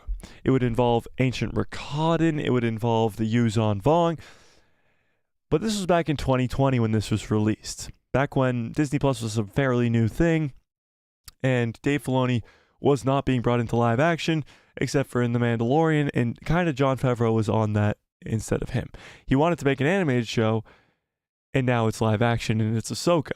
But let's read an article from all the way back in 2020. This article is coming from Bounding Into Comics, and it's from 2020, January of 2020. So 3.5 years ago, almost 4 years ago. And this is talking about a possible sequel to Star Wars Rebels. Now, what's interesting is a lot of this article, is being adapted into the Ahsoka show. Now, it'll be interesting because from just the first 3 episodes that we've seen from Ahsoka, a lot of this story is being adapted. What if the rest of the story is being adapted in later episodes of the Ahsoka show, but also in Dave's movie? Let's read this article. So this is from 4 years ago. 4 years ago. Alleged Star Wars Rebels sequel plot details leaked. All right, let me zoom in on. Oh, actually, that's perfect. Never mind. We don't need to zoom in. Alleged plot details about a rumored Star Wars Rebels sequel series have leaked.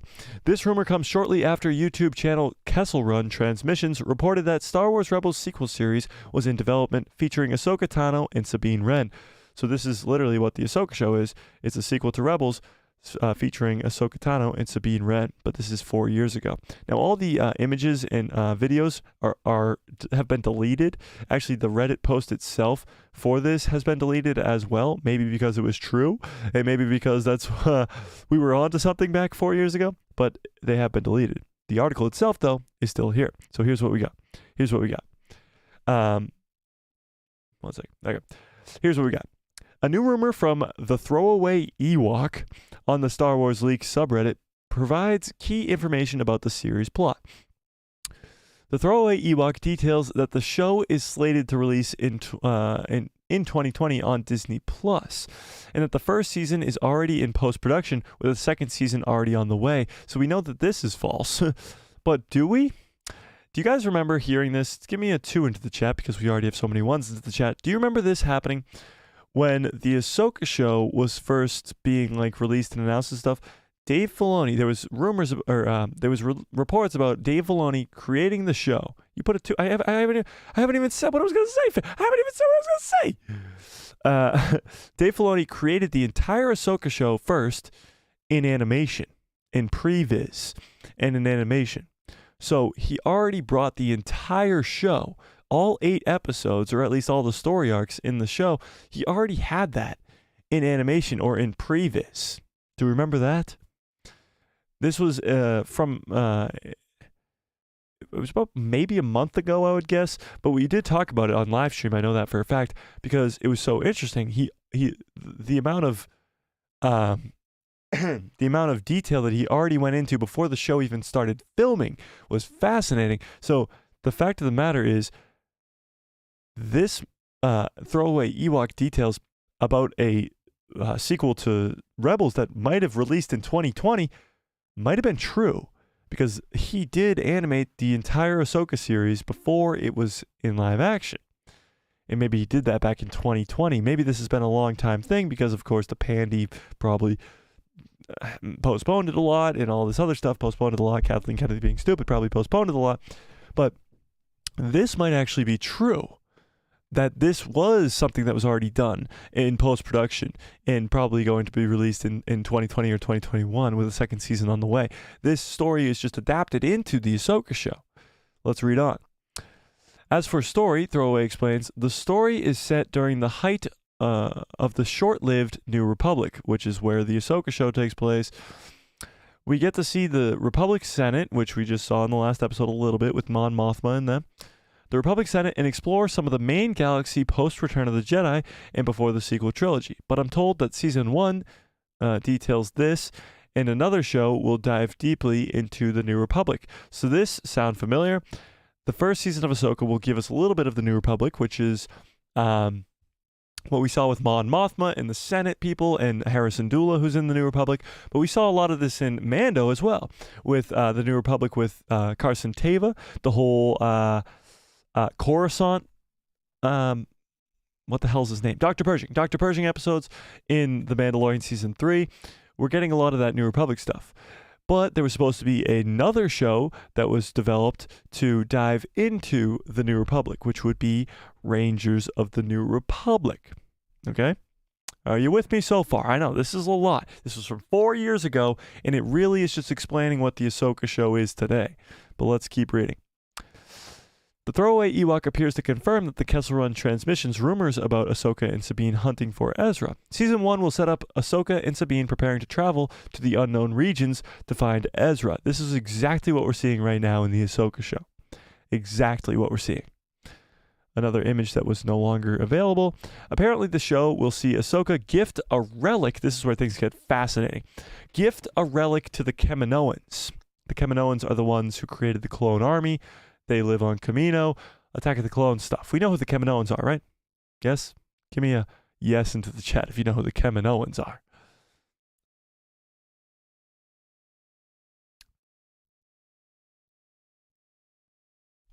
Dun dun! Can I get some good cuffs follow orders if you know what the Kaminoans are? Jesus. Alright, moving on. So, Ahsoka gives a relic to the Kaminoans, the alien race responsible for the clones. They will continue their work and will attempt to stop Captain Rex's accelerated aging. Captain Rex will also join Sabine and Ahsoka on their hunt for Ezra. Interesting! Interesting. So I made a video yesterday. Was it yesterday? I think yesterday, yes. That was about Captain Rex being in the Ahsoka show. Now, I do think Captain Rex will be in this show, whether it's a small appearance, whether it's a big appearance, whether it's only for one episode, multiple episodes, whatever it may be. I do think Captain Rex will be in this show. What do you guys think? Do you guys think Captain Rex will be in this show? Because here's my thing with it. Ahsoka and Captain Rex have kind of just been like best pals for a long time.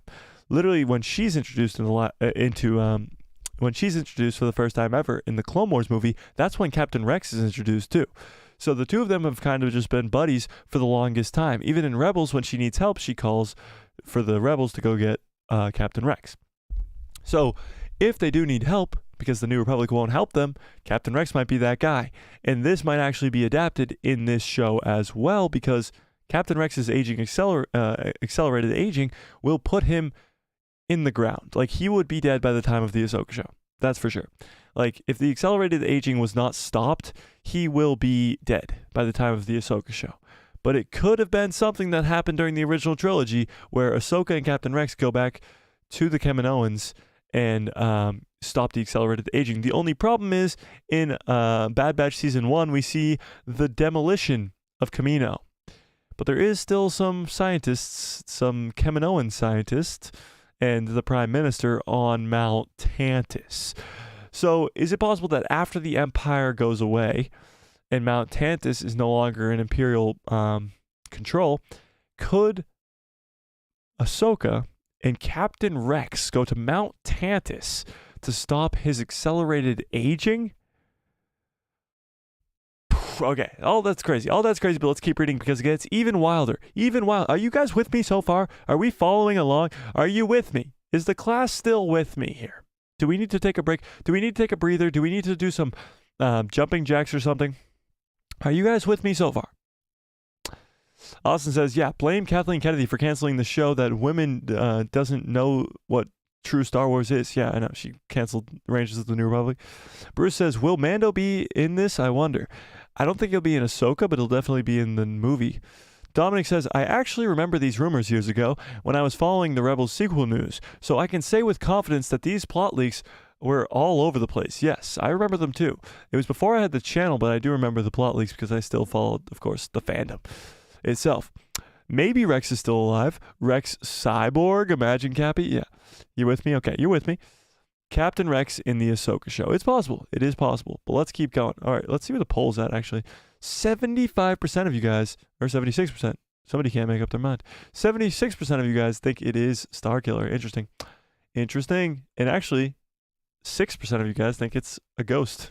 Fascinating. Let's keep reading this article, though. Let's keep going because it gets even wilder. However, they also detail that the show will also follow Ezra Bridger and Grand Admiral Thrawn. So we're going to see Thrawn and Ezra in this show. We've seen Thrawn in the trailer already, and we know that Ezra's coming. In fact, the information revealed that the two will become unlikely allies that will find themselves caught up in a war between the Chiss Ascendancy and the Grisk. Holy crap, if any of this is true, like, what? If, first of all, Thrawn and Ezra work together would be insane, but the Chiss, so the Chiss are the race that Thrawn is a part of, okay? The Chiss Ascendancy is very similar to what Thrawn is in Legends. A lot of people are upset that Thrawn in canon is just a bad guy. He's not a bad guy. He's not. He really isn't. He's doing what he does in Legends for his people. But they're saying that they find themselves caught up between the Chiss Ascendancy and the Grisk. Now, the Grisk are fascinating. So the Grisk and the Yuuzhan Vong are very similar in different sorts of ways, just because one is a little bit older than the other. But the Grisk becoming a brand new threat in Star Wars because of the New Beyond would be insanity. Think about it.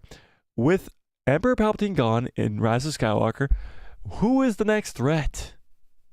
Could Dave Filoni actually be setting up the future of Star Wars post-sequel trilogy with a new threat of Grisk? Because if they do go to the New Beyond and save Thrawn and Ezra and come back to the main galaxy, but they also see the Grisk while they're there, and they're like, okay, see you later, Grisk, and then go back to the main galaxy and fight Thrawn there, and that's the threat in between the original trilogy and the sequel trilogy. Well, then post-sequel trilogy, after the sequel trilogy, the new threat is the Grisk, and it's a goddamn good one. So let's read on here. In fact, the Chiss Ascendancy will play a prominent role in the show. As the rumor indicates, much of the show will take place on Scylla. I think it's just a silent C. Scylla, the Chiss homeworld. So this is the Chiss homeworld.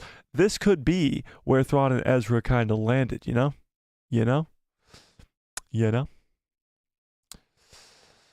Throwaway Ewok elaborated. The Chiss are the main society in the series, and Scylla, their homeworld, acts as a hub or main stage point. This could be what we're getting in the New Beyond, because the New Beyond is a brand new galaxy. It's not just a brand new planet, it's a brand new galaxy. So we could be getting the homeworld for the Chiss. We could be getting some homeworlds for the Grisk. We could be getting a bunch of different planets where the Night Sisters came from, where the Rakata, at least at some point in ancient history, were a part of. We're going to get into the Rakata in a second here. Grand Admiral Thrawn was originally from the Chiss home planet of Scylla and the male officer of the Chiss ascendancy before he became Grand Admiral Thrawn in the Imperial Navy. Scylla is located in the unknown regions. This might change because it might now be in the new beyond or this new galaxy. I wonder what this image was. I wonder what these images were. Like, were these concept arts or something? I don't know. This show will also introduce a number of new characters. Here we go. One of those new characters, according to the rumors, is a niece of Thrawn. Now, this is coming almost straight out of Legends. She is apparently force sensitive, interesting, and acts as a navigator for the Chiss in the dangerous hyperspace routes of the unknown regions. Now, this might just be the dangerous hyperspace routes of in between the galaxies, which would be insane. But Thrawn could possibly get a niece, and that could still possibly be a storyline in the Ahsoka show. Another new character will be the last remaining member of the Rakata species. Now, this is fascinating, okay? The Rakata. Do we know who the Rakata are? The Rakatan Empire was an ancient empire that took over almost the entire galaxy tens of thousands of years ago. Like, tens of thousands of years ago. And this was before, like, hyperspace travel was a common thing. This was kind of even before the Jedi and the Sith were a thing. And the Rakata just took control. Now, the Rakata have been mentioned many, many times in Star Wars, but most recently was in the Andor show. Last year in the Andor show, Cassian Andor is given a kyber crystal from Luthen, who tells him that it's from the ancient Rakatan Empire. And we know that Tony Gilroy is the showrunner for Andor, and we know that he did not know a single thing about Star Wars. Now, he's a good writer, sure, and nothing against the guy, but he said on multiple occasions he does not know the lore as well as he should. And that's why in Luthen's gallery, where there's the Starkiller mask, where there's all this other stuff in the background, the Gungan shields and stuff like that, like, he had no part in that. And I believe that he had no part in this either. The Rakatan Empire being mentioned. I think Dave Filoni, being the COO, is that his position at the company now? The COO of Lucasfilm, I think he was the one who put a Rakatan Easter egg in that show to prepare people for who the fuck the Rakata are, because they're going to be enormous. Freaking-enormous, okay? Not to mention the fact that the star map in the Ahsoka show is of the ancient Rakatan Empire. When Morgan Elsbeth says that this star map is from an ancient people, she's talking about the Rakata. So, what he's saying here in these leaks is that the very last person that is of the Rakata species will be in this new beyond, and actually have a strong connection to Ezra. So let's read on. They describe that this character is a powerful Force-sensitive warrior that was once a cruel tyrant. When the Rakatan Empire was at its height. He adds, he acts as a mentor to Ezra. He is very moral. He's a very moral gray character. Who does this remind you of? A mentor to Ezra, a very morally gray character. He was once a cruel tyrant during the Rakatan Empire. Who does this remind you of? Darth Maul? Darth Maul, when he's introduced to Ezra in Rebels, is just an old man. He calls himself Old Master or something like that. He once was a Sith Lord. He once was a cruel tyrant. And he's in definitely a morally gray area. He wants to destroy Palpatine and kill the Empire, but he's also not a good guy. And he does act as a mentor to Ezra. Now, Ezra might come into a very similar circumstance here with the very last remaining person of the Rakatan Empire. Insanity! This stuff is wild, ladies and gentlemen. Wild. Wild, wild, wild, wild. Let's keep going. As for his looks, he's described to be an Aztec amphibian god king with a cool Irish accent. That's wild. That's insane. Given how we haven't seen the Grisk, the Yuzan Vong, the Rakata ever in live action, all the appearances of these characters are going to be very, very cool. The main antagonist of the series, of the entire series, is not Thrawn, is not the remnant of the Empire. It's the Grisk. They are described as I'm not even gonna try it with that word. My brain is so shut off right now, guys. You have no idea how tired I am. But Buddha on steroids. This is very interesting. Okay. This is a weird description for them. Buddha on steroids. We know who Buddha are, right? In real life human culture. What the hell does this mean? Why would the Grisk be like Buddha? The Grisk, you have to remember, they're not force sensitive. They're not Night Sisters using magic. They're kind of like religious people, like Buddha, but on steroids. Kind of an accurate description, I must say. Live action Irish, yeah, the live action Irish. That'll be the ricotta. However, they will not be the only threat. There is a far more sinister... Okay, this is where things get just absolutely insane. There's a far more sinister entities and phenomena awaiting our protagonists in the unknown regions. As the animated series, they describe it as a blend of the Clone Wars and Rebels. So that was, of course, a long, long time ago. Now, this far more sinister thing they're talking about here could be the Yuuzhan Vong. Now, if you're going to introduce the Grisk and the Yuuzhan Vong and the Rakatan Empire... Here's the thing. Let me go full screen for this. The Rakatan Empire, you can go back. You can go back into the past and talk about the Rakatan Empire, okay? You can talk about how... Well, first of all, you're making a Dawn of the Jedi movie that was announced earlier this year, but you can go back into the Rakatan Empire. That's the cool part of introducing the very last member of the Rakatan Empire.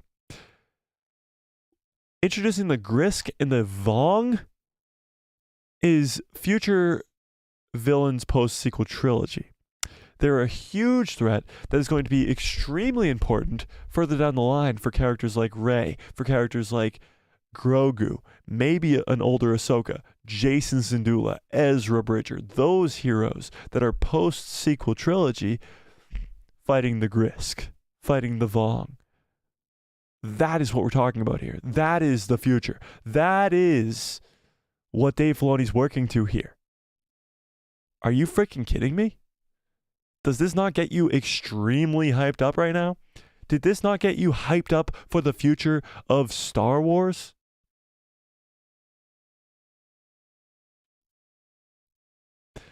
Let me read some chats. Let me see where you guys are at with this. Bruce says, imagine Marrok's helmet comes off and it's just George Lucas with dreadlocks. That would be amazing. That would be amazing. Dominic says, all hail the Grisk. Oh my God, the Grisk are going to be so good. Cappy says, no way. Avatar Star Wars? Avatar Star Wars? I don't know what you're talking about there. Austin says, I think the Chiss would have attacked in the Rebels. Would have attacked the Rebels? In Rebels? What are you talking about? I don't know what you're talking about there. Dominic says, the only thing with Scylla is the unknown... the only thing is the Scylla is in the unknown regions of the Star Wars galaxy. Parida is in the new galaxy far, far away. So unless they retcon it, I don't think we will see Scylla in the new galaxy. Yeah, maybe. Maybe they keep Scylla in the galaxy we know, and they go to this other planet, Parida or whatever it's, however the hell you pronounce it, is in the New Beyond, and that's probably where the Grisk are from and stuff like that.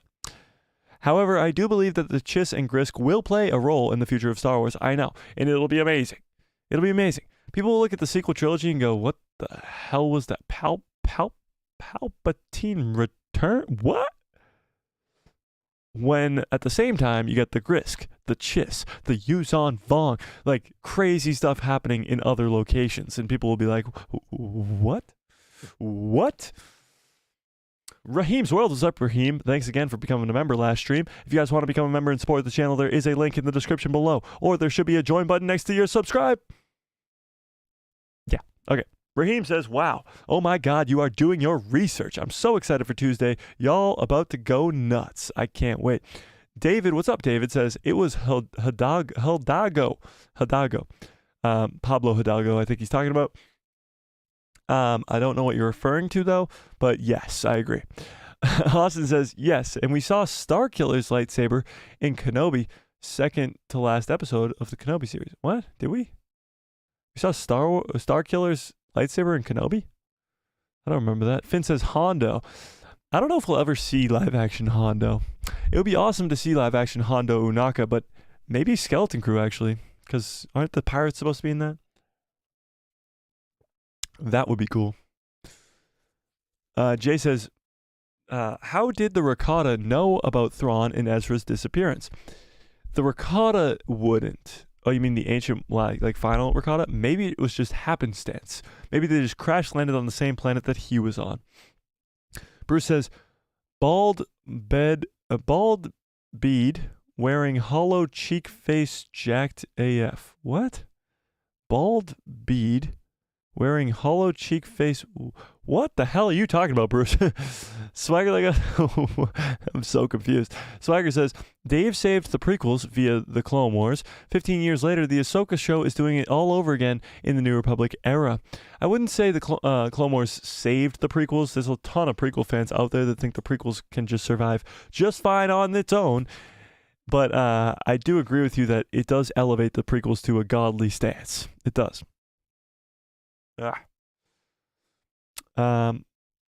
Jay says, are the Grisk and Vong allies? No, not usually, but I mean, you never know with what Dave's doing. Cappy says, the Yuuzhan Vong are kind of scary. They are kind of scary, and that's why that'll make them a good villain, you know?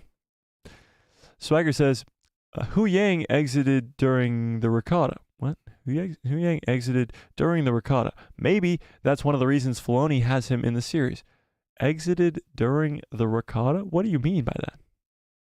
What you talking about, Swagger? But yeah, Hu Yang I think is definitely brought into the series for a reason. I mean, they didn't have to bring Hu Yang back. Hu Yang is just like a special guest, I guess. Dominic says the Vong are very scary, and that's why they are amazing. I know, true. Bruce says, I was talking about the other species described as the Buddha. Wait. Bald bead wearing, hollow cheek face jacked AF. Okay. I get you now. That's what the Grisk will look like. I get you now. Okay. We are on the same page. So that article is fascinating because first of all, it's 4 years old. And second of all, it's supposed to be about this animated show that Dave Filoni was creating back in 2020. And now that's very eerily similar to what we've seen in the first 3 episodes of the Ahsoka show. So could the rest of the Ahsoka show continue that story that we just read? Or is Dave's movie going to continue the rest of that story? Or is it just going to be a combination of a little bit of both? And we're going to get the Rakata, and we're going to get the or at least the final Rakata, and we're going to get the Chris and the Chiss and the Grisk and the Vong and all this stuff. Is that possible? Could all this hype and awesomeness be true? Austin says, go see the Kenobi images and you will see Starkiller's lightsaber. Go to the Kenobi images and you will see Kenobi images like just on Google. What are you talking about? Let's look it up. Kenobi. Going to images. I don't see Starkiller's lightsaber. Okay. Dominic says, the Clone Wars saved Anakin as a character. Many people thought he was too whiny in the prequels, but in the Clone Wars, he was powerful, mature, general. I could see that. I think Hayden's performance in the prequels is spot on and perfect. His fall to the dark side in the prequels is spot on and perfect, but the Clone Wars does add so much depth to the character, but also it adds on an apprentice in Ahsoka, and it adds on a lot more than just that too. Honey Badger says, I want to see the Rakata. I think that's the ancient people Morgan told Balin about that built the star map structure. I agree. I think that's definitely what's going on, and I think Dave Filoni is setting up something insane. Something absolutely insane further down the line. Honey Badger says, I think so. We have 5 episodes left. If they're all about 40 to 60 minutes, I think we will have enough time to dive into this a lot more than we expect. I do too. I think a lot of people don't expect how much we could really get into this. Ezra Bridger could be involved in many different episodes in this show, and we could be getting to the New Beyond even a lot sooner than we expect, like episode 5 sooner. Now, I do think Anakin, flashbacks, World Between Worlds stuff, that all happens in episode 5. I think episode 4, we're going to get these 3 lightsaber duels, a lot of explanation, a lot of Morgan Elsbeth and what she's up to, Balin, maybe identity of Starkiller or / Marrok. But this is going to be kind of like the filler-in episode. What's going on? How are we going on with this? Because there might be a time jump after this episode. Episode 4 might be the final of this early on phase, and episode 5 will be a time jump, and that's when we could see the War Between Worlds. I do think something in this episode, this 4th episode, is going to shake Ahsoka. Maybe it's a death, maybe it's a revelation. Something is going to shake her. And maybe it's Baylan telling her about Anakin and about what happened.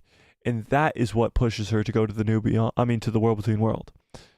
Because at some point, she's going to have to say, I need to go back and change this. I need to. And that's when she goes into the World Between Worlds. And I think that's going to happen in episode 5. So something crazy has to happen in episode 4 here. But I don't know what that is. I don't. Austin says, if you look closely at the lightsabers, you will see it. Austin, you're going to have to DM me something about this because I don't know what you're referring to. Yeah. Swagger Like Us says 42 minutes, I believe. Yeah, the next episode will be about 42 minutes. Indeed. Do we know what the runtime is for episode 4? There you go, Jay. Honey Badger says, I think episode 5 will consist of the War Between Worlds, Force Ghost Anakin, Clone Wars flashbacks, and the New Beyond. Wow, that would be insane. That would be insane. All that in one episode would be fucking wild. But it is Dave Filoni's directed episode.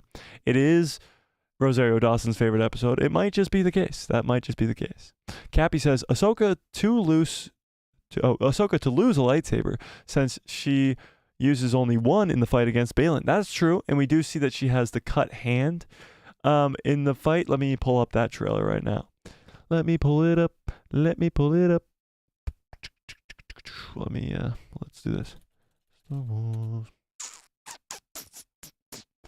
That was in which trailer was that? Where we see this? I think it was not that one. Not that one. Not that one. Not that one. What the?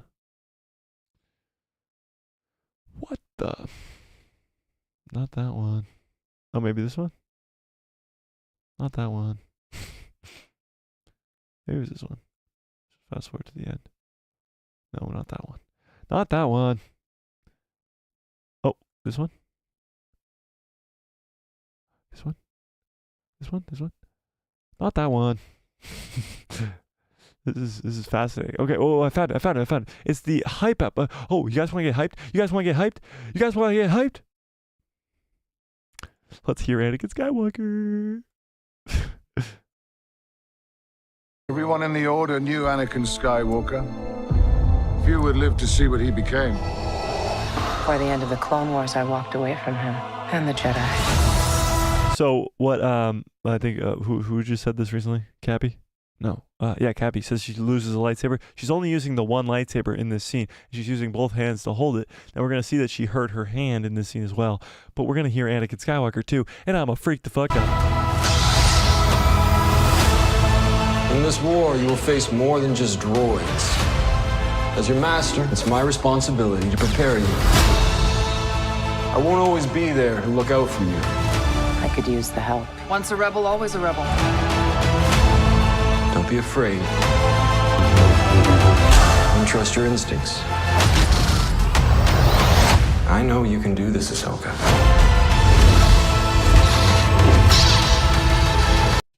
So right there, she's got the cut on her hand.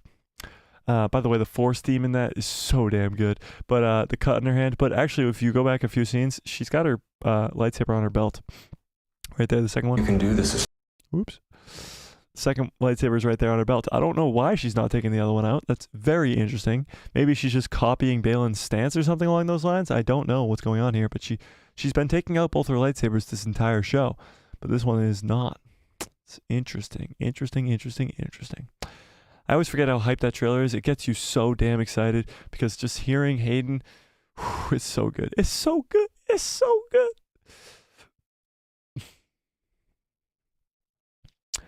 Honey Badger says, but with the Lothal Temple destroyed, how exactly will Ahsoka enter the World Between Worlds?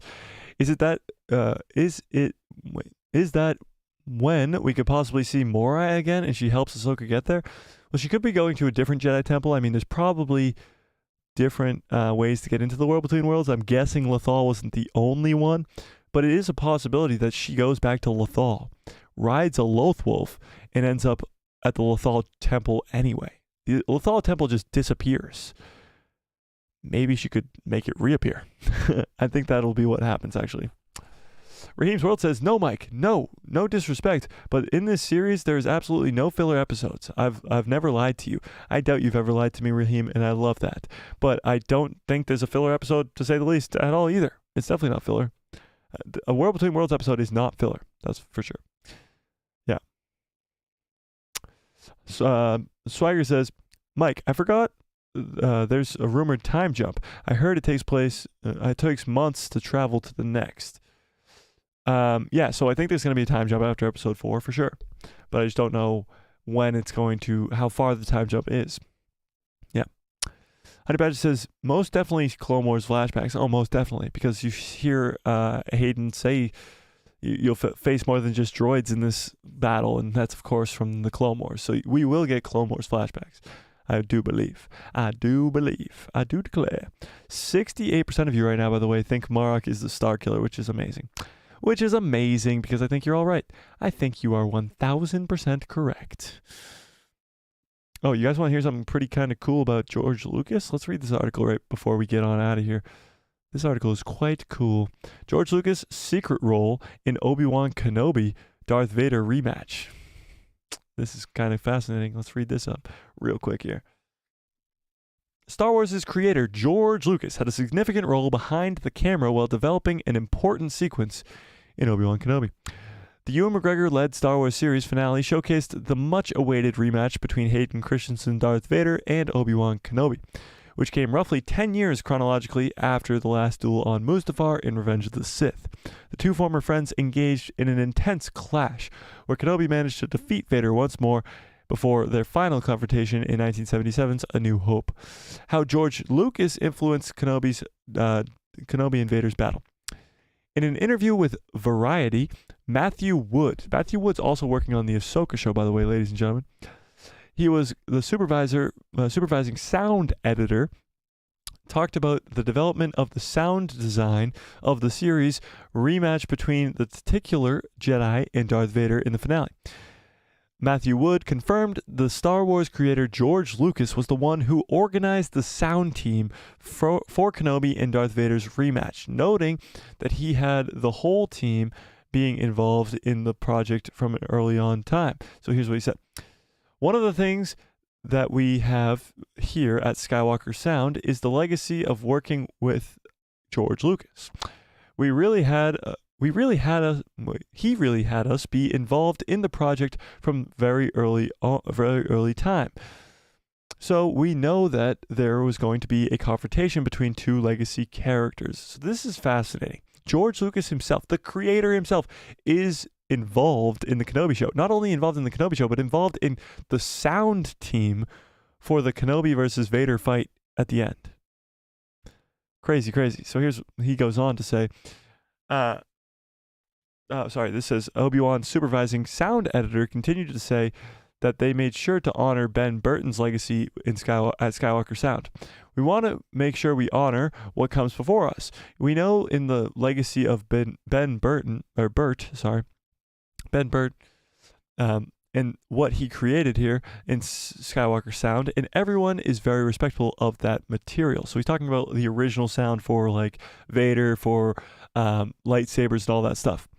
During the much discussed rematch, there was a moment where Darth Vader's mask is shattered in Kenobi. According to Wood, the sound crew spent an extra set of time working on the specific scene, since it was the first time that fans have seen Hayden Christensen's face through the mask. That is one of the best scenes. I mean, it's the best scene in the whole entire show. But when he even like busts up his chest plate and you hear the iconic breathing of Vader that you hear in like, you hear in Return of the Jedi, like the,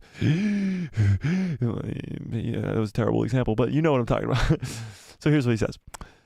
We did leave an extra set of time just to work on the one scene because it's important when you're seeing the face of Hayden Christensen through the mask for the first time, other than when we see him put it on in Revenge of the Sith. The battle between friends that we finally get to see from the prequel era, when we saw them as friends, and then we see Anakin on the other side of the lava flow, and that's the last time Obi-Wan sees him. So this is the moment for them to have some humanity. And of course, that's one of the most emotional and amazing scenes in Star Wars now is that conversation between Obi-Wan and Anakin or / Vader at the end of Kenobi. Wood explains how the scene managed to perfectly blend the performance of Christensen in the original Darth Vader voice of James Earl Jones. We really want to make sure that Hayden Christensen's performance came through for that day.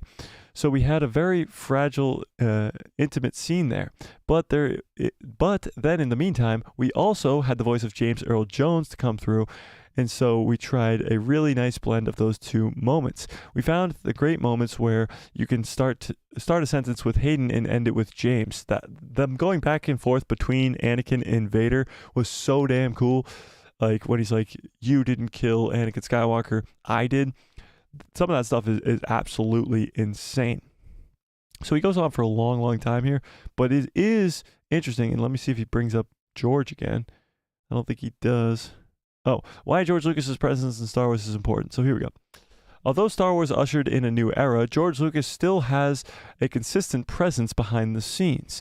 The renowned filmmaker visited the set of Mando Season 2 and even gave the show producer Dave Filoni some tough love during production. So, of course, him and Dave are very close, the master and apprentice right there. The reveal of Lucas's deep involvement in organizing Obi-Wan Kenobi's sound team cements the fact that the filmmaker still has a passion for Star Wars. Obviously, the guy freaking created the whole thing. But based on Matthew Wood and Bonnie Wild's comments, George Lucas worked also along with the sound team to experiment with blending legacy sound from Skywalker sound with new ones in order to enhance fans' audio experiences. Hopefully, as more Star Wars projects get released on Disney+, Lucas could collaborate more behind the cameras to improve them. So yeah, Obi-Wan Kenobi streaming on Disney+. So that's great. Hearing the fact that the creator himself is working in any way, shape, or form on Star Wars is amazing. I have no doubt in my mind that in some way he was on the set for Ahsoka, whether it be for a day or a week or a month or the entire time. I think Dave Filoni definitely had him on set at some point. And if Dave Filoni gets his own trilogy, if Dave Filoni gets his own movie, which he's supposed to get, I have no doubt in my mind that George Lucas will be heavily involved in that as well. So the creator is still around, that's for sure. So for all you George Lucas lovers, which I am included in that, no need to fear because he is making a comeback slowly but surely. Yeah. What do we think about that? What do we think about George back in Star Wars? Jay says, do Ahsoka and all the bad guys all go to the New Beyond at the same time? Interesting. Maybe. I think maybe the bad guys get there first and then Ahsoka and Sabine take the Purgle or something like that. I don't know. We'll see. Dominic says, General Skywalker is always amazing. Every speech, every mission, every time he trained Ahsoka, I loved every moment of it. And the voiceover in the training made me jump for joy. Yeah, I know, that trailer is amazing. I wish the Kenobi series never happened. Ben Burt is a legend. Yeah, he is. But why do you wish the Kenobi series never happened? Here's my thing. The Kenobi series is a it's tough. It is tough. The whole Reva stuff is ridiculous. Even Leia the girl was good, but there's too much of it. The rematch of the century alone makes it worth it. That show, although it wasn't perfect, the rematch of the century makes it worth it. Honey Badger says, if they took Reva out completely and changed the way Leia was being hunted down and Kenobi got off Tatooine differently, Kenobi would have been great. They focused too much on other characters besides Kenobi and Vader, and that's why we all mainly wanted to see it. That's true. Yeah, they didn't focus on the two main characters at hand when they should have. That's pretty much it. Cappy says, they should have called the show Reva. Yeah, but that wouldn't have drawn as many fans, made as much money. Dominic says, Vader was the best thing in Kenobi. That's the understatement of the year. When he pulled the ship out of the sky, I was cheering him on. Me too.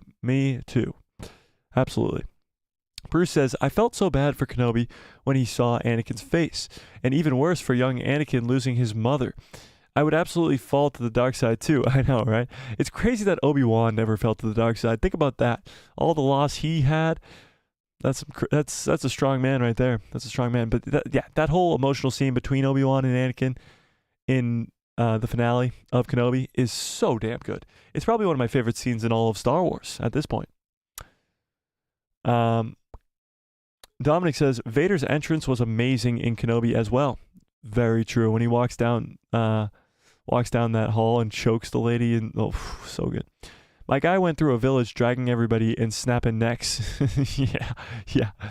Austin says, if you zoom in on the lightsaber in Kenobi series, you will see that cracked hilt. I don't know which hilt you're talking about and when you're talking about, Austin. You gotta be more specific, man. Raheem's World says, I love Obi-Wan, but I understand people's frustration. Yeah, that's kind of where I'm at too. Bruce says, Obi-Wan's so dedicated. It is true. It's crazy that he just didn't fall to the dark side. It's wild. All right, let me end this poll, and we're going to get on out of here really quickly. So drop in any chats you want to get in before we get on out of here.